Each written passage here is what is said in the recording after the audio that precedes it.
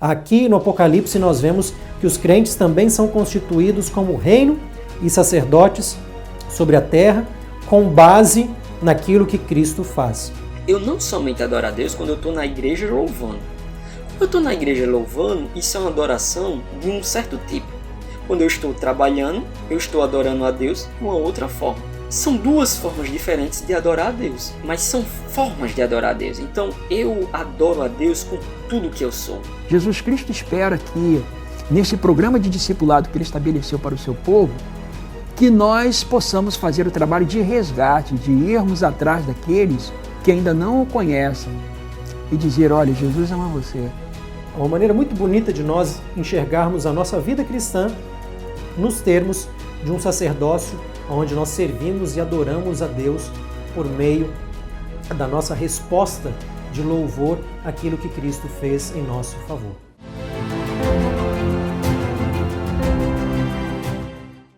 O livro de Hebreus não é meramente um tratado de teologia, não é um livro para agrupar informações acerca do que significa a teologia de Cristo enquanto sacerdote. A exortação sempre é para que as pessoas mantenham a sua fé e não abandonem a fé.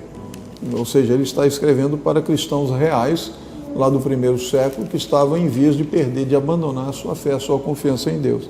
Ele aborda a respeito do sofrimento, porque eles estavam sendo perseguidos, eles estavam sofrendo, e ele apresenta a carta aos Hebreus como uma forma de esperança, uma mensagem de esperança para aquele povo que precisava sustentar essas verdades agora no Novo Testamento, sem titubear, sem perder a fé, sem perder a confiança. Hebreus é um discurso para encorajar os cristãos a não desanimarem e a se aproximarem de Deus por meio do sacrifício de Jesus Cristo.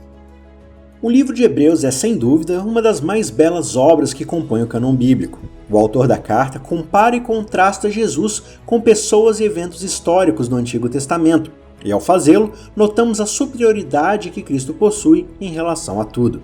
Ele é superior aos anjos, à lei, à terra prometida, ao sacerdócio e aos sacrifícios e aliança. Ele é a palavra de Deus encarnada e a grande esperança de termos uma nova e perfeita criação. Esse esforço em apresentar uma doutrina tão centrada em Jesus é fruto da necessidade de sua audiência original em permanecer fiel a Cristo e não desanimarem, mesmo em face da perseguição, das prisões e da própria morte por causa da fé. O grande foco de Hebreus é a exortação, e essa mensagem serve não apenas para os cristãos daquela época, mas também para nós hoje. Neste episódio, vamos nos aprofundar mais na carta e reafirmarmos que Jesus é melhor do que tudo que essa terra possa oferecer.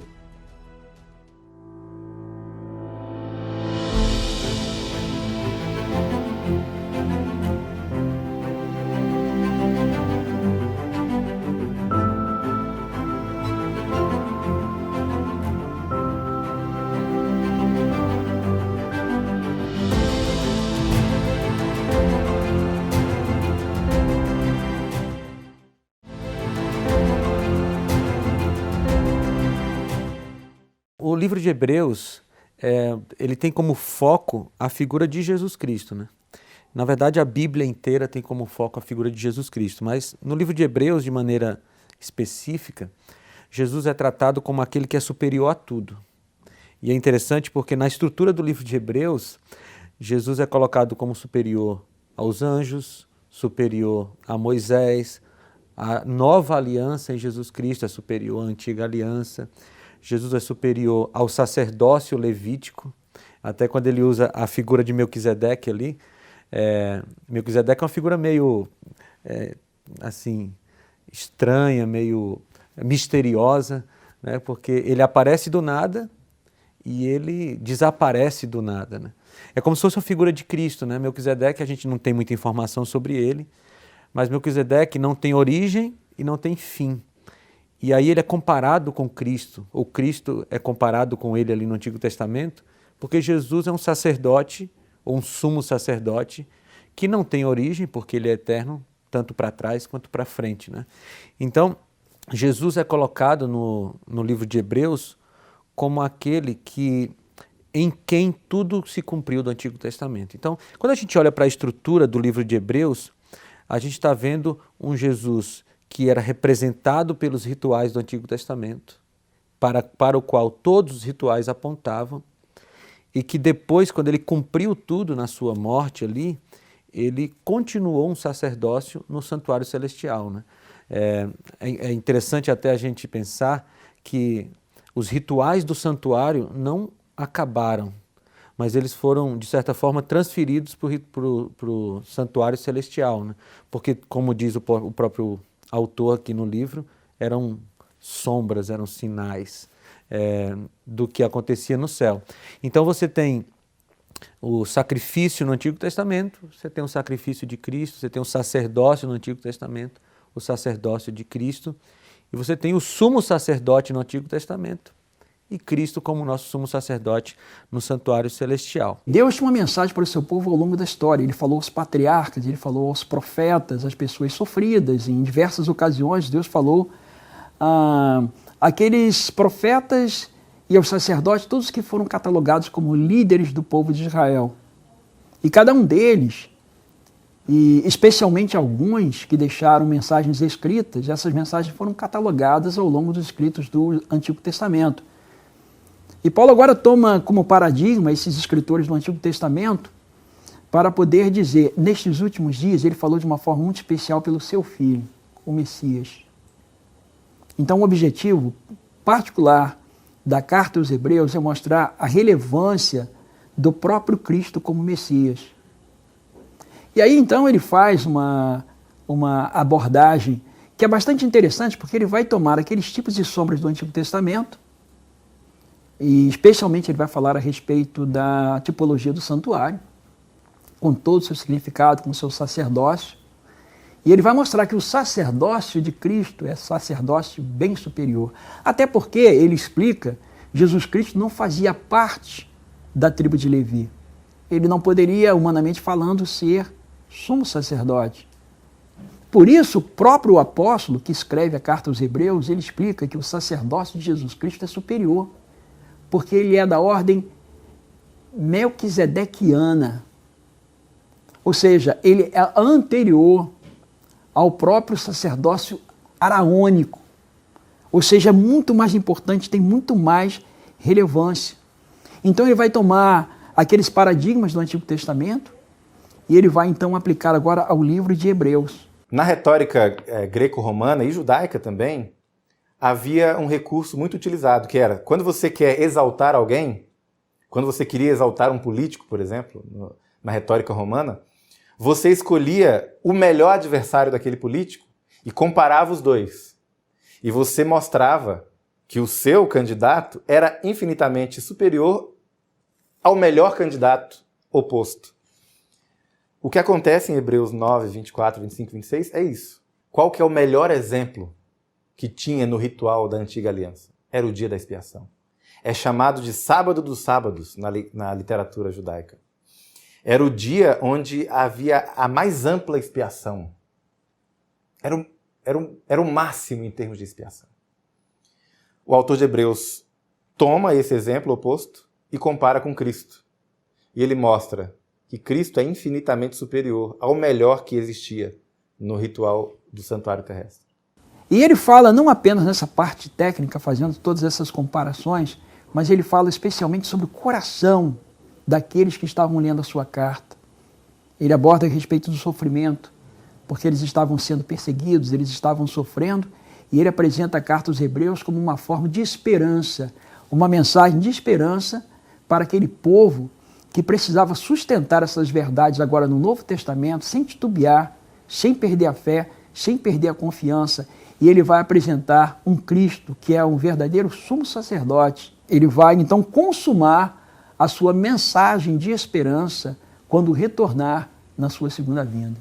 A superioridade do sacrifício e do sacerdócio de Jesus é a nota tônica em Hebreus. Em Hebreus, Jesus é superior a todos e a tudo. É superior a Moisés, é superior aos anjos. Na mentalidade judaica da época do primeiro século, anjos eram sacerdotes no santuário celestial. Hebreus fala, não, Jesus é superior aos anjos. Jesus é superior ao sumo sacerdote levítico, porque ele nem levita era. Jesus é da tribo de Judá e ele é sacerdote de uma ordem de Melquisedeque, uma ordem anterior a Levi. Uma vez, Melquisedeque, o personagem histórico, se encontrou com Abraão, que é o patriarca, o pai de Levi, digamos. E Abraão deu o dízimo a Melquisedeque. Ou seja, através de Abraão, Levi deu o dízimo a Melquisedeque, que era um outro sacerdote. Um sacerdote superior. Então Jesus é esse sacerdote superior, sem genealogia, sem princípio nem fim. O sacerdócio dele é superior, é efetuado num santuário muito superior, não feito por mãos humanas, não desta criação, ou seja, nenhuma parte do santuário celestial está aqui na terra. Aqui está o altar de sacrifício, fora do santuário. O sacrifício dele é superior, o sangue que ele oferece é superior, o acesso que você tem a Deus hoje é superior. É infinitamente superior ao acesso que você tinha através dos sacrifícios feitos na terra, no tabernáculo do deserto, no templo de Jerusalém. Ou seja, Jesus Cristo é melhor e é superior a tudo o que tinha sido oferecido até então. Esse é o nosso privilégio. A gente tem um novo e vivo caminho aberto, um acesso total e restrito a Deus, através desse novo sacerdote, desse novo santuário e desse sacrifício superior. A noção de que Cristo é superior a tudo que existe levanta a percepção de um prêmio imperdível que deve ser alcançado a todo custo, mesmo que isso signifique dor, sofrimento, perseguição e morte. Abrir mão de Jesus é abrir mão da única chance que temos de participarmos de uma nova criação onde tudo será restaurado. Hebreus não é meramente um conceito doutrinário, ele é uma exortação prática a prosseguirmos em nossa jornada de fé, tendo Cristo como garantia de vitória. Muitas vezes, quando nós ouvimos sobre o sacerdócio de Cristo, ouvimos sobre o santuário celestial, ouvimos sobre as profecias que estão vinculadas a esse santuário e ao trabalho de Cristo também, especialmente em Daniel 8,14, das 2.300 tardes e manhãs, a partir das quais o santuário será purificado, depois que houvesse o cumprimento desse momento profético, iniciaria um processo de purificação no santuário celestial, as profecias iriam se cumprindo. Tudo isso é um quadro muito bonito e bastante inspirador daquilo que é o plano de Deus para nós. Mas eu gostaria de destacar aqui um risco que nós temos quando nós interpretamos o sacerdócio de Cristo meramente como uma doutrina que serve para nós encaixarmos informações acerca de um quadro profético. Gostaria de lembrar que a ênfase do sacerdócio de Cristo no livro de Hebreus, ela tem sim um papel importante para o quadro profético e apocalíptico, para quando a gente constrói um quadro completo na Bíblia, lendo Daniel, Hebreus e também Apocalipse. Mas é importante destacar que o sacerdócio de Cristo em Hebreus, ele também tem uma aplicação direta para a vida dos cristãos, para a vida dos seguidores de Cristo Jesus no contexto do primeiro século. Eu creio que a gente tem muito a aprender com essa aplicação e também quando a gente olha por meio dessa dimensão pessoal e religiosa, a gente consegue tornar a nossa interpretação profética ainda mais rica, porque o sacerdócio de Cristo não é apenas uma doutrina. O sacerdócio de Cristo é uma realidade por meio da qual nós temos mais esperança, nós podemos nos animar mais na vida cristã que nós temos. E isso é um pouco da mensagem da carta aos Hebreus, que vai enfatizar de maneira tão explícita e tão bonita o sacerdócio de Cristo, como fonte de esperança. Então, se você procura em Hebreus aplicações proféticas, tipológicas, você está procurando no lugar errado. Isso você encontra em Daniel, isso você encontra em Apocalipse. Hebreus é um discurso para encorajar os cristãos a não desanimarem e a se aproximarem de Deus por meio do sacrifício de Jesus Cristo. O livro de Hebreus foi escrito, ao que tudo indica, para um grupo de cristãos, provavelmente que moravam em Roma, né, que estavam sofrendo perseguição. E aí tem pelo menos duas possibilidades, né? A possibilidade do decreto do imperador romano em 49, quando expulsou todos os judeus de Roma, e aí os judeus cristãos devem ter ido embora também com isso, então na situação de perseguição. E você também tem ali aquele contexto que é anterior à destruição de Jerusalém no ano 70, né?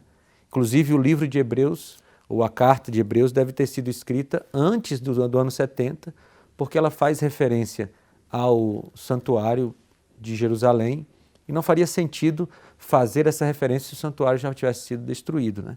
Mas os cristãos que recebem a carta de Hebreus, eles estão passando por momentos de aflição, de perseguição.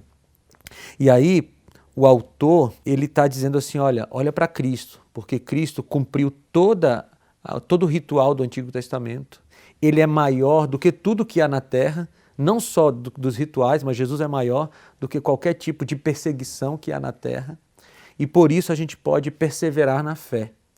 E aí eu acho muito interessante porque até o capítulo 9, o autor vai apresentando essa superioridade de Cristo, né? Ele vai apresentando Jesus como superior, como eu falei, aos anjos, a Moisés, ao sacerdócio levítico.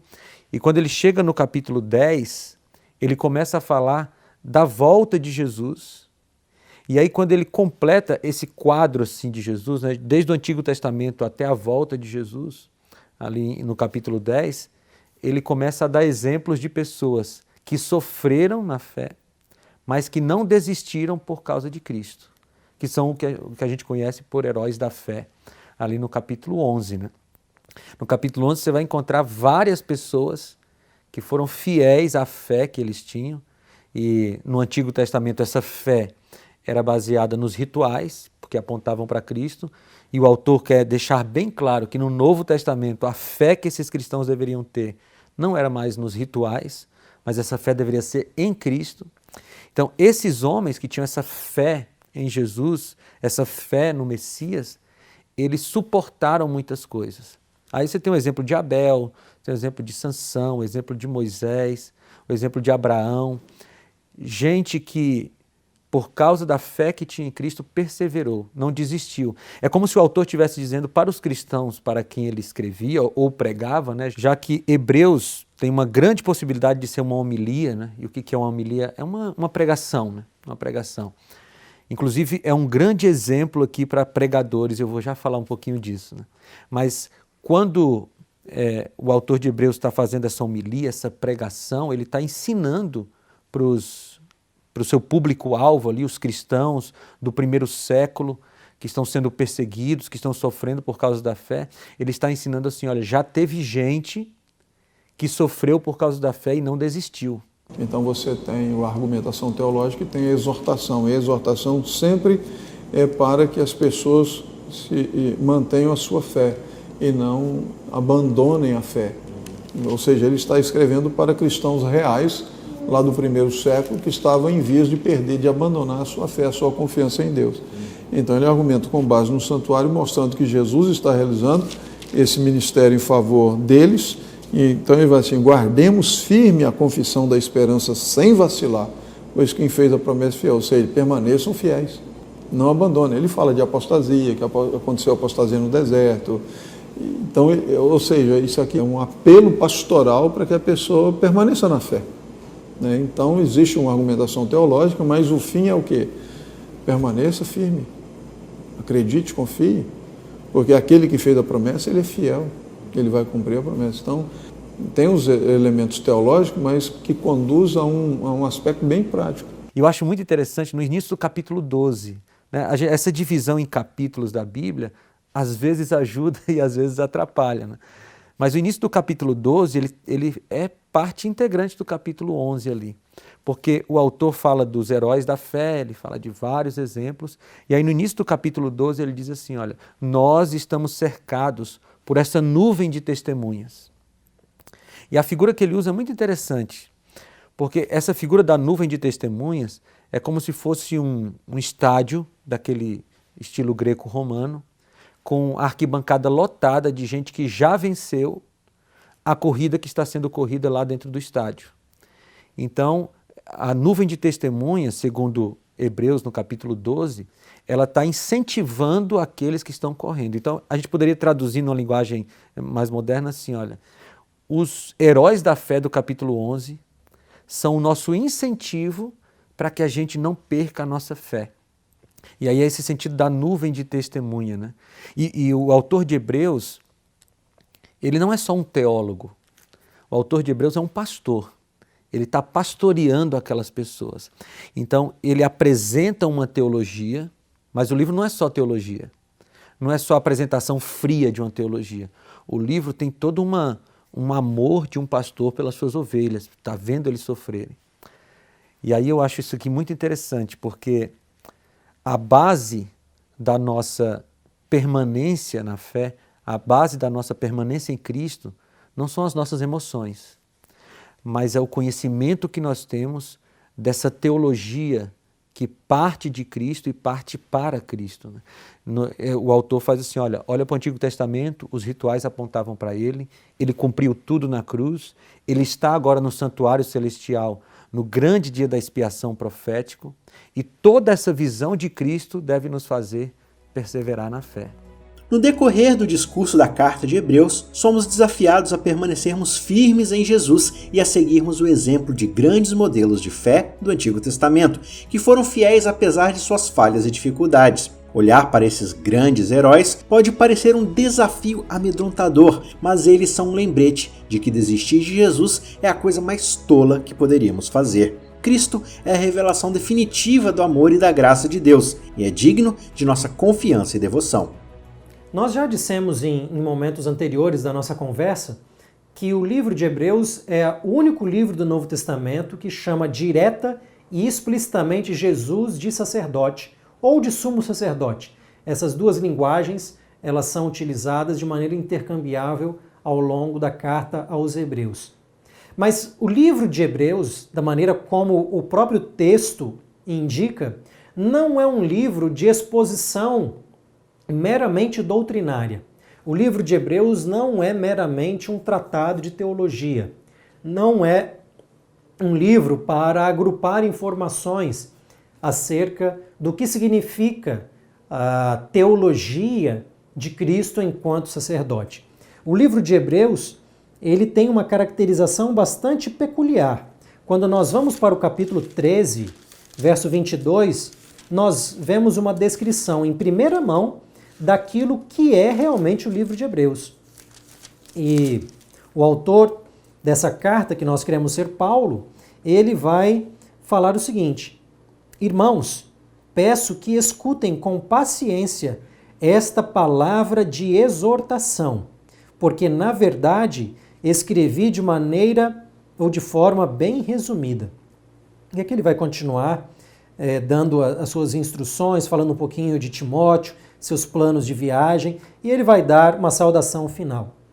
O que eu gostaria de destacar dessa passagem aqui é que existe uma expressão que caracteriza toda a carta aos Hebreus, e essa expressão é palavra de exortação. A carta aos Hebreus nada mais é do que uma palavra de exortação.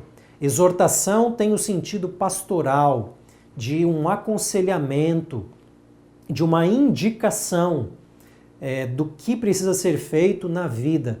Paulo está exortando os crentes, está aconselhando os crentes, está preocupado com a vida espiritual deles. E ele apela para que eles deem ouvidos, para que eles escutem com paciência esta palavra de exortação. Então, antes de Hebreus ser encarado como um livro de doutrina, antes de Hebreus ser visto como um livro que vai elaborar coisas acerca do santuário celestial e da obra de Cristo enquanto sumo sacerdote em nosso favor, Hebreus precisa ser visto como uma palavra de exortação. E me parece que esse caminho pastoral, esse caminho de preocupação com a vida espiritual, é um caminho interessante para a gente entender de maneira adequada qual que é o objetivo maior de se falar e de se entender o sacerdócio de Cristo. De alguma forma, o sacerdócio de Cristo, ele serve para uma reflexão na qual nós somos exortados e aconselhados na nossa vida prática. E não só perseverar na fé, né?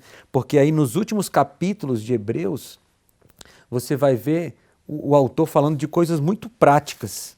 Você quer ver? Olha, alguns assuntos que tem aqui no capítulo 13. Ele fala sobre hospitalidade no versículo 2. Ele fala sobre os que estão na prisão no versículo 3. E quando a gente pensa no público-alvo, dessa carta, esses que estão na prisão possivelmente eram cristãos que estavam presos por causa do cristianismo. Né? No versículo 3 ainda os que estão sendo maltratados. No versículo 4 do capítulo 13, ele fala sobre o casamento que deve ser honrado. No versículo 5, ele fala sobre o amor ao dinheiro e sobre contentar-se com o que tem. No versículo 7, ele fala sobre lembrar dos líderes, o respeito aos líderes. No versículo 9, ele fala sobre não deixar os diversos ensinos, ou não se deixar levar pelos diversos ensinos estranhos. Então, o que acontece aqui nessa estrutura de Hebreus? Você tem uma teologia muito bem fundamentada nos primeiros 11 capítulos e depois vai para uma parte muito prática. E aqui tem uma coisa que eu gosto muito em Hebreus, que também aparece em Romanos e que para mim faz a gente se aproximar mais ainda dessa autoria paulina, porque a estrutura de Romanos é muito parecida com a estrutura de Hebreus, que é essa teologia que nos leva a uma vida prática cristã. A gente chama isso de cosmovisão cristã. E dentro desse assunto da cosmovisão cristã, tem um ponto fundamental, que é a questão da não dicotomia sagrado-secular. Porque na cabeça de muitos cristãos, infelizmente, existem momentos sagrados e locais sagrados, e momentos seculares e locais seculares. Então, um exemplo, a gente está na igreja ali no sábado ou no domingo, dependendo do dia que a pessoa vai para a igreja, e ela considera aquele um momento sagrado, então ela se comporta de uma maneira. Aí vai para o trabalho na semana e ela se comporta de outra maneira. Quando você olha para a estrutura de Hebreus, isso cai por terra. Porque o autor está dizendo assim, olha, toda essa teologia em cima de Cristo como superior a tudo, nos leva a ter uma vida cristã prática. Então veja, o cristão que entendeu que Jesus é o nosso sumo sacerdote, ele é hospitaleiro. O cristão que entendeu que Jesus é o nosso sumo sacerdote, ele cuida de quem está preso. Ele respeita os seus líderes. Ou seja, o conhecimento teológico nos leva a uma vida prática cristã. E eu gosto muito dessa estrutura, porque nós cristãos hoje precisamos entender urgentemente que a vida cristã acontece preferencialmente fora da igreja. E eu acho que esse é um dos ensinos que o livro de Hebreus nos traz. Além, logicamente, da gente conhecer o ministério de Cristo no santuário celestial, mas nós também conhecemos qual é a vontade de Cristo enquanto nós não nos encontramos pessoalmente com Ele. Ele quer que a gente viva como cristãos aqui na terra.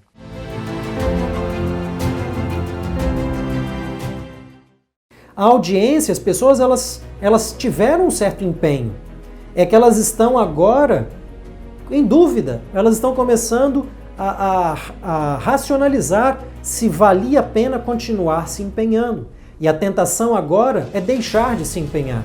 A tentação é se tornar preguiçoso. A tentação é desanimar na fé. Nossa perseverança não está baseada no que a gente tem na terra, porque infelizmente alguns cristãos têm a sua perseverança na fé baseada nas bênçãos que recebem. Mas Hebreus está nos ensinando que a nossa perseverança na fé independe das bênçãos que nós recebemos ou não de Deus. Em tempos de bonança, a gente está firme na fé.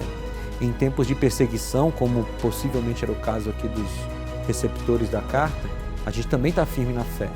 Ou seja, a nossa perseverança na fé está baseada naquele que não muda, Jesus, e não nas circunstâncias que podem mudar a qualquer momento.